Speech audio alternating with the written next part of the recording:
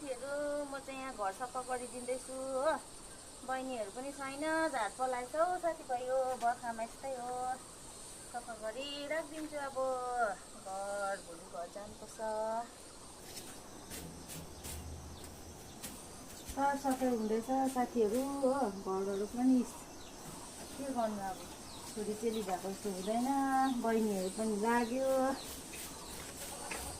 कमाउनु पर्छ हो साथीहरू। यस्तै छ जाल। हामी चाहिँ अब घाँसमा गएको है साथीहरू। घरहरू साफ सुधार गरिहाल्यो नि। आमालाई सघाउनु माथि जाने जङ्गल देखाइदिएको छ। बारी लडाउने घाँस पच गऱ्यो। मेरो छोरी चाहिँ हेर्नुहोस् है साथी हो, घाँस काट्नु गएको कि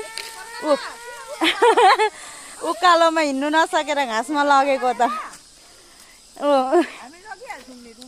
घाँसको पोथी जस्तै साह्रो है।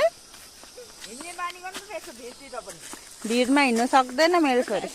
बहिनीलाई यहाँ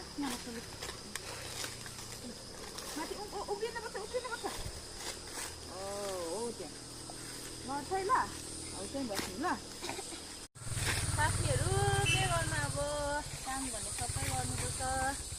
छोरी मान्छे भएर सबै काम सिकिराख्नुपर्छ। दुःख पाइँदैन रहेछ। बस्तीमा बसेर झन् घाँस दाउरा गर्नै पर्यो अलिअलि।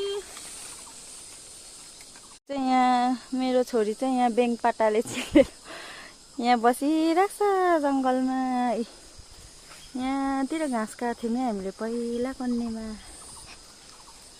तल आमाले खुवालेको छ। यता एउटा सिरियस मेरो क्यामेराम्यान।